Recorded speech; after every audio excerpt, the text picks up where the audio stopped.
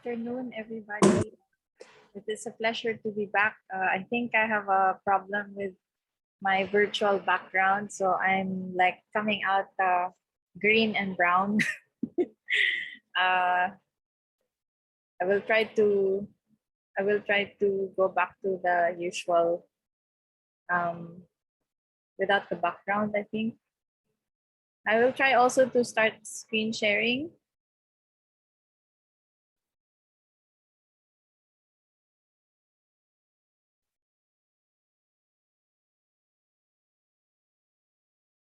All right, can you see my screen? Am I still green and brown? Yeah, we can see a screen. Okay. Is it all right if I just remove the virtual background because I don't think. Yeah, sure, Architect. All right. There we go. All right. So thank you very much for bringing me again together with your Design, Arts, and Craftsmanship Symposium, which is the third one in the last 3 years of the Department of Applied Arts and Design in your honorable university. So I'd like to also thank Professor Shamzani for inviting me again. All right, so you can see my screen here. Sorry. All right. My topic is about heritage and sustainability. So it is both snippets of what I have been encountering because I am a green architecture practitioner and I'm also a heritage practitioner. So whatever I have picked up along the way is what I would like to share with you today. So allow me to show you the following slideshow on the Philippine context. So I'd like to go back all the way from our prehistory in the Philippines, wherein we had clustered community living. The native Filipinos were usually clustered in the mountains, by the sea, or in the lowlands. But they did not live in real townships. They were just like living all over the place, scattered. So an example of that later, you will see a few pictures. So, and then after that, the next context of our urban design was, we call it the Leyes de las Indias because it was the influence of the Spanish design, which actually came from Leon Batista Alberti, who was a Renaissance urban planner in the 1500s. After that, I will shortly also discuss about the City Beautiful movement when the Philippines was sold to the United States together with other 4 colonized countries. Then, of course, what we have in the present day. So this is an example of our rice terraces of the Philippine Cordilleras. This is a typical community clustered living that we had in the mountain region.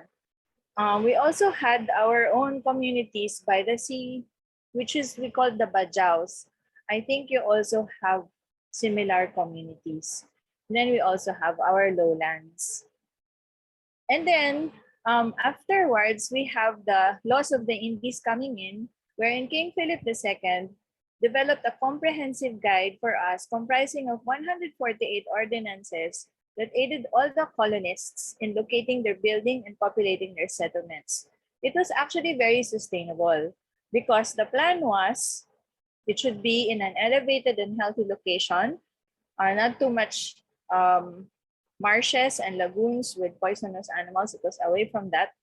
Of course, it had to have a means of fortification due to raiders. The raiders were actually pirates, and it must have fertile soil with plenty of land for farming and pasturage because the food supply came from this particular town planning system. It should have fuel, timber, and resources, fresh water, and a native population with an ease of transport with access and exit, which was difficult for the mountainous regions. That's why our mountainous regions were only developed during the period of the Americans. It should be open to the north wind.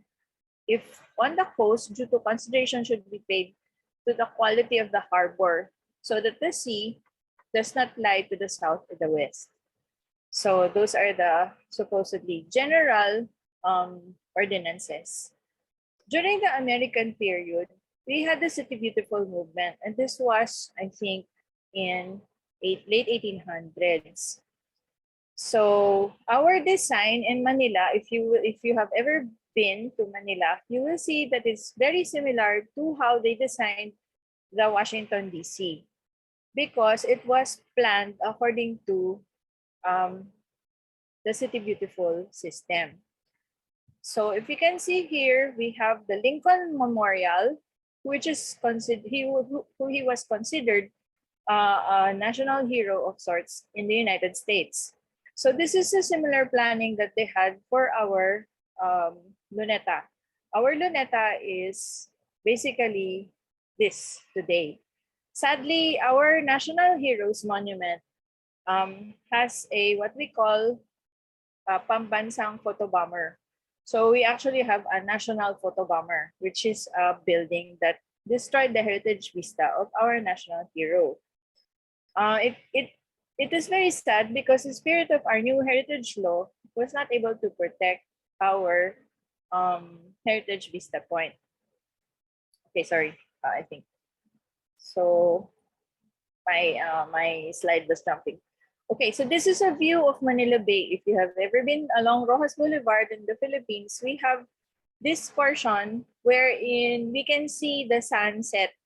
And supposedly the past mayors, the past leadership wanted to do a reclamation because there is no more land in Manila. So there was an outcry on preserving the heritage of Manila Bay. So what happened is it seems like it's successful because they did not add any reclaimed area. So this is how Manila Bay looks like. And in the past, when the Americans came, they saw that we had a lot of estuaries, which is similar to probably what Thailand has. Because Thailand has traders in their boats, small boats, which we call cascos during that time.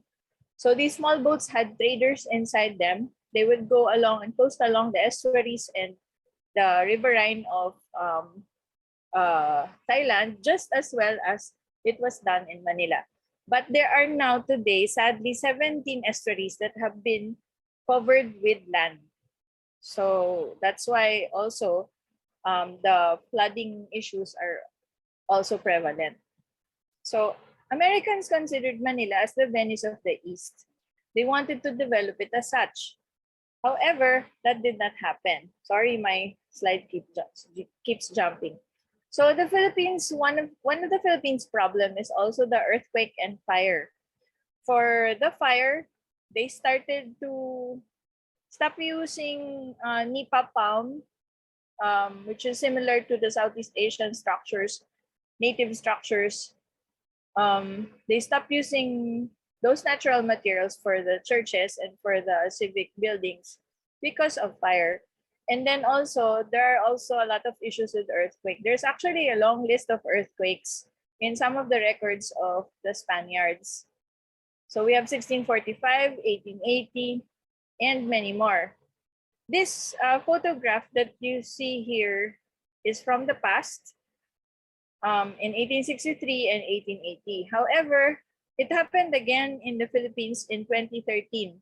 So a lot of our churches in Bohol and Cebu were destroyed by the earthquake, and our land formation has grown in Bohol. So now majority of the churches, I think all of these churches have been restored, but the sustainable aspect was actually supposedly to learn from the lessons from the past of the heritage.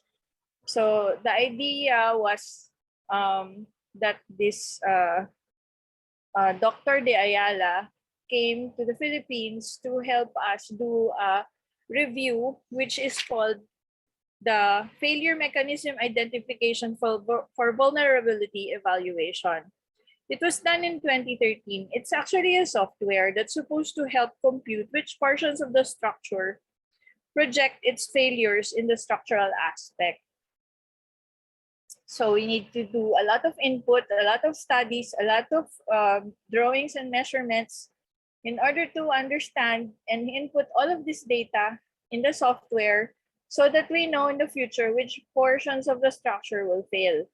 So it is also very interesting that heritage can teach us about sustainability in the sense of strengthening our structural portions, especially that the design capacities in the past were very different and the materials available, like some of the posts of the churches are very big. You cannot even hug it with your two arms. So, and then we also had a makan, if you can see here. We also had a makan ceilings in some of the churches, which are very old. Most of the churches are about built in the 1700s. So there. So these are examples of the materials that were studied with the FAMIVE, or the failure mechanism identification for vulnerability evaluation for earthquake studies. And then we also have in the Philippines what we call arquitectura mestiza. The term was coined by architect Gerard Lico when he wrote Arquitecturang Pilipino. So it is practically, should I say, the database for almost all of the information for, sorry, I think I disappeared. Okay. Practically contains most of the general information on Philippine architecture. So arquitectura meaning architecture and mestiza meaning blended. Mestiza in the Philippines is like a blending of two different nationalities. For example, a Spaniard and a native, or for example, a Chinese and a native. But really, in the ancient times, it was really between a Chinese and a native. But eventually, it became known in the Philippines as a Spaniard and a Filipino native. So anyway, the term became a jargon in architecture and was now used for the blended version of what we call in the Philippines is Bahay Kubo. The Bahay Kubo is quite similar to any Southeast Asian tropical architecture with nipa, posts, or palm types of roofing, and similar to the walls that Malaysia, Indonesia, and Philippines has. So we have turned our architecture into mestiza, or a blended type of architecture. We call it now the Bahay na Bato. So the Bahay na Bato is actually, Bato is a term for stone.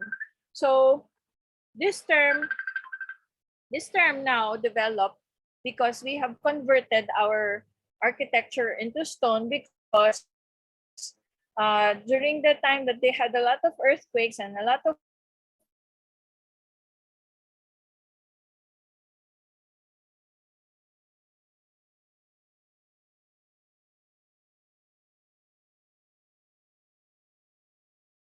prone country, earthquake prone country, the posts were still made out of wood because the wood would swing with the earthquakes. And I think it's quite similar also probably in Malaysia and Indonesia. So what happened was the curtain walls or the stone walls were quite just for display, but the structural components are still made out of wood. So the Bahay na Bato was also filled with fabric that can practically be opened on the whole second floor, floor to ceiling. Why is that? Because our windows were from floor to ceiling. We also have in our Bahay na Bato or old houses what we call the aljibe. The aljibe is a Spanish term for a cistern. A cistern is used for, cistern is used for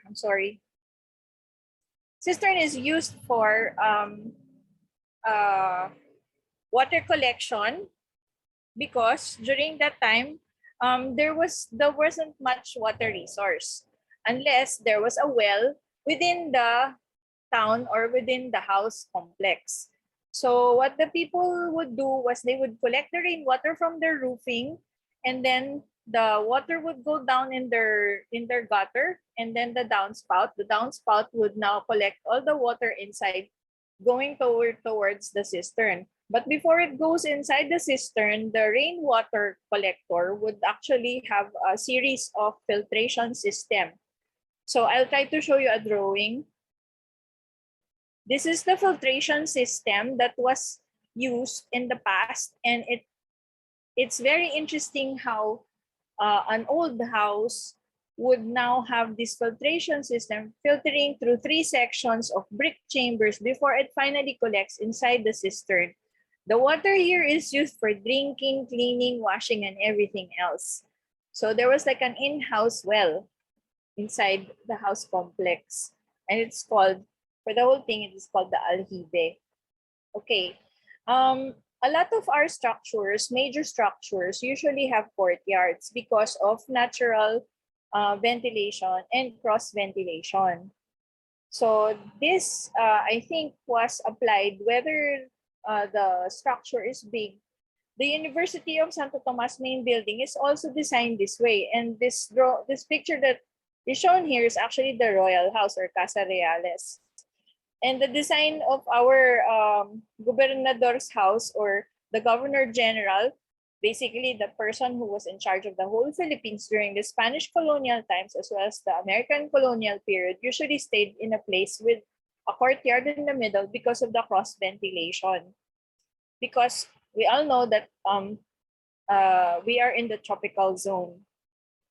So there is also another term in the Spanish period where we had a lot of accessorias. Accessorias are like apartment buildings or even similar to Chinese shop houses where they would have people rent the spaces, people who are commoners who would work in the community, and they would still have their mini courtyards. But it is now called the pasillo. In Spanish, this is a small street.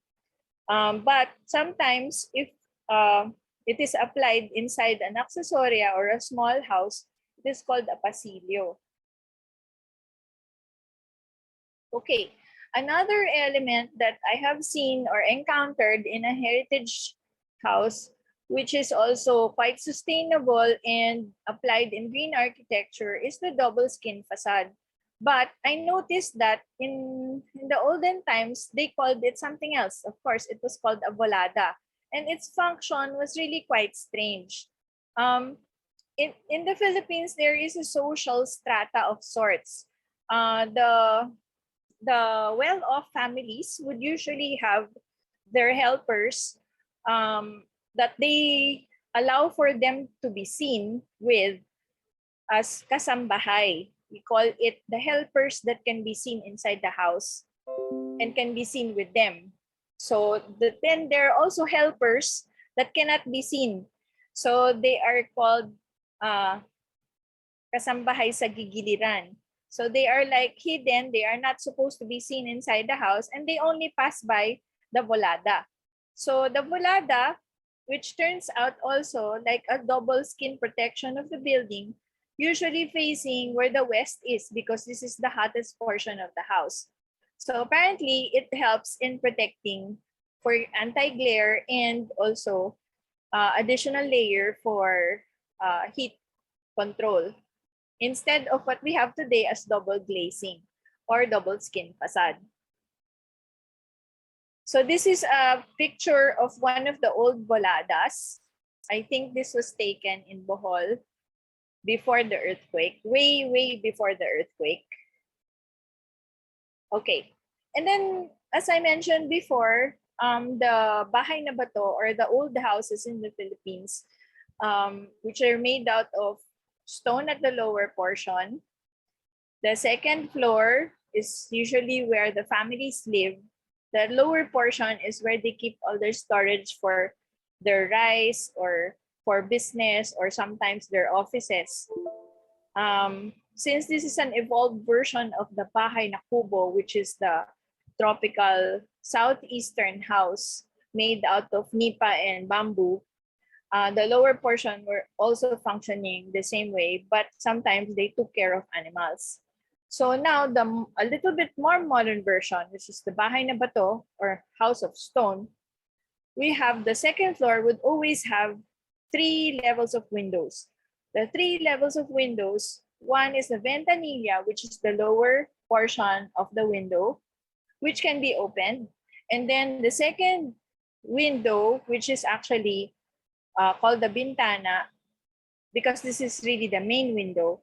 And then the third window, which reaches all the way up to the ceiling, which is called an espejo. So if you open up the whole wall, it's actually a whole fenestration, meaning the whole wall can be opened and can be like a whole balcony already because of the natural ventilation that it can apply in a structure. So this is how the old houses were. But now the modern houses in the Philippines are using a lot of aluminum windows, sliding windows that cut their air and natural light in. Well, natural light still has a big portion, but the air is cut in half, 50%. So if you will see the big difference in the design of our old houses, our heritage houses versus our modern houses, so you can see the lessons also that we can take from the past. Okay, even here you can see this is the oldest hardware in the Philippines. It's called Cham and Chanko and Sons, I think. So this is the oldest hardware. It still has the same design of almost 3 windows. It just doesn't have the espejo or the third window on top. So you can practically open majority of the walls of the second floor. And here we have also a collection of the old houses that are transferred in as a place where somebody is collecting all the heritage houses and sometimes churches because they really want to preserve heritage. But other people in the Philippines who are into heritage do not agree in transferring heritage because they feel that if you remove it out of context, you take out the whole or you take a large significance out of the place. So I think this is done in Oslo, in Romania, and many other countries when they want to preserve their heritage and the site itself can no longer help in preserving. We also have a Trogan house in Mindanao, which is, I would say, quite similar to the culture, very close to the culture of Malaysia. There was an idea of transferring that, but it was very valid because it was under war. However, we were having difficulty in being able to address in transferring that particular heritage. So another Southeast Asian example of heritage and sustainability, we have good examples of the approach of how Singapore was able to preserve their heritage houses. I am still hoping that the Philippines would also go into this version of protecting our own heritage. Okay, another example here of one of our bahay kubos or one of our nipa huts in the mountainous region. It was actually an inspiration of our national artist. On the right side is a modern building that was designed by one of our national artists. But if you really look at the principles that he used the principles of tropical architecture, only he modernized it.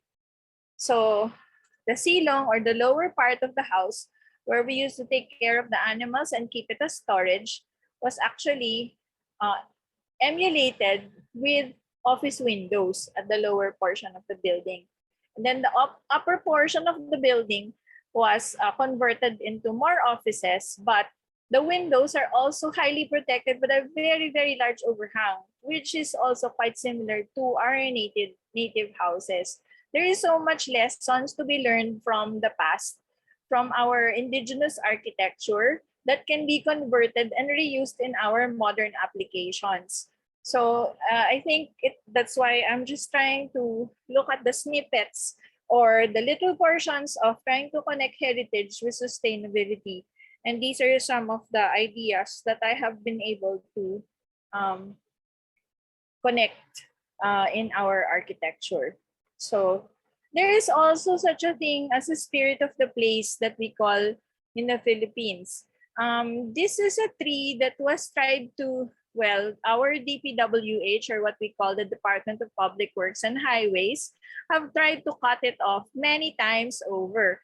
However, every time they would try to cut it off, somebody would get hurt, or anyway, in the long run, they just decided that the tree does not want to be cut off, and they had to respect it and they had to leave it as is. So that's what happened, because apparently, yes, Filipinos also believe in certain phenomenons such as the spirit of the place. So heritage, again, but this is a tree, and sustainability in a different form.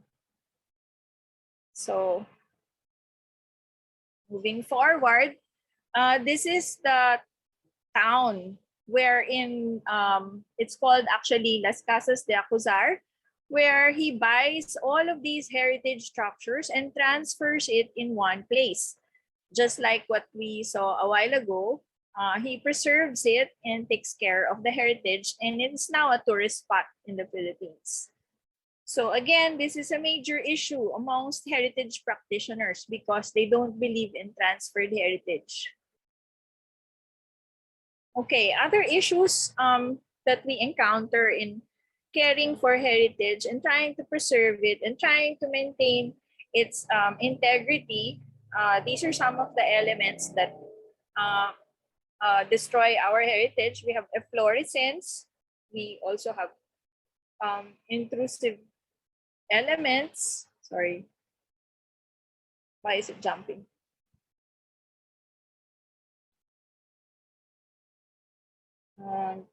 Sorry, my slides are jumping. Okay, so okay, another aspect of heritage where we can learn from our old churches usually have windows or clerestory windows above, wherein the hot air comes out, having the stack effect, which we have been learning from green architecture all through these years. And then using recycled materials coming from one structure to another. So the Nagarlan underground cemetery is one of the kind, and actually the only kind in the Philippines. And its atmosphere is actually rich in both history and a lot of superstition. We used to have an ice plant that was built right across one of our famous theaters. And the ice plant used to power the air conditioning of the theater. But the ice plant's materials, which was bricks, was reused in the walking path towards the cemetery. So also another factor to protect our heritage is the intrusive elements, which diffuses the significance of the place and devaluates the importance. So this is a wall in our university, in our oldest building.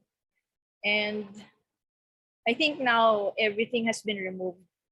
So also the structural and technological integrity of our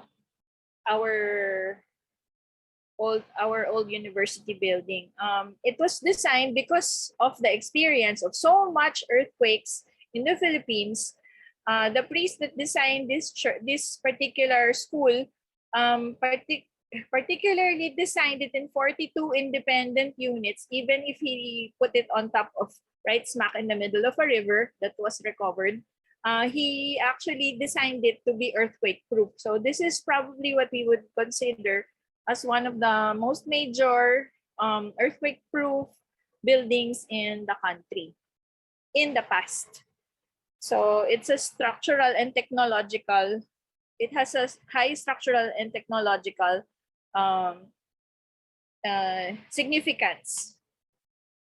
Other things that destroy heritage, galvanic corrosion or the electrochemical action. So we must protect our structures from this.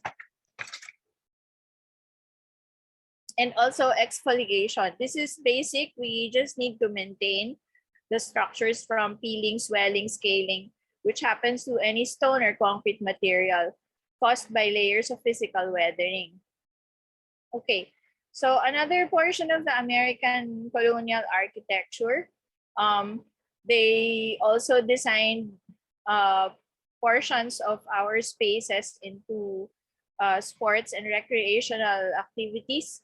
Luneta was to be preserved, but later it was placed, the grandstand was placed by other planners.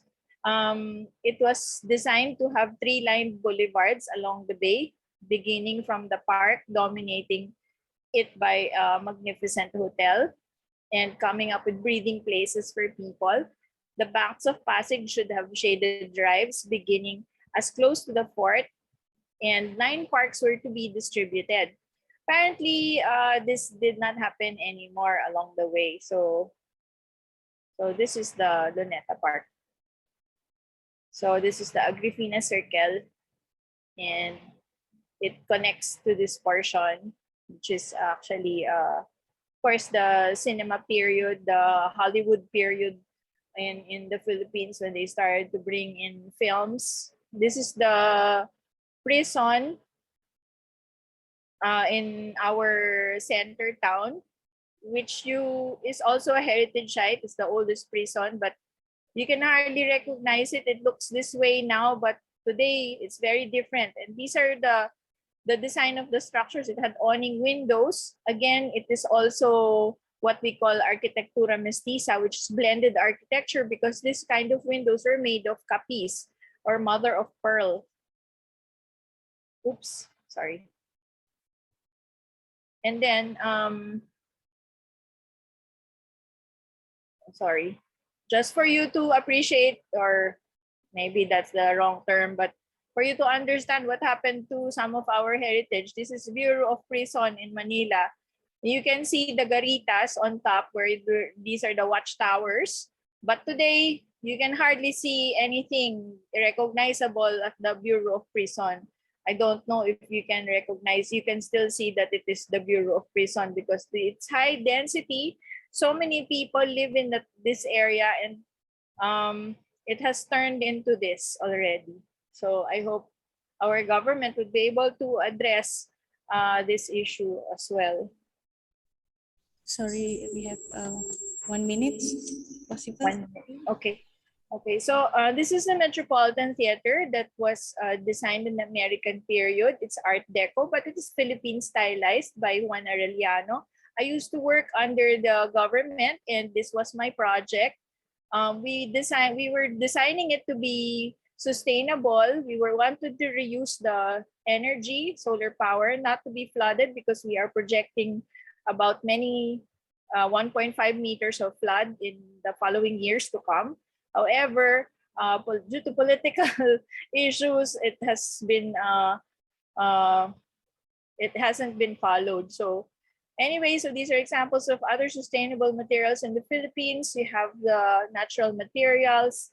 I'm sure you also have this in Malaysia and Indonesia, and also the okir, which we have with you, and our wooden architecture, even for bell towers, and stone architecture, and major vista points, majestic vista points, significance in architecture. And also, I'd like to highlight the idea of globally important agricultural heritage sites for future food supply. We need to address our future food supply. So thank you so much for listening.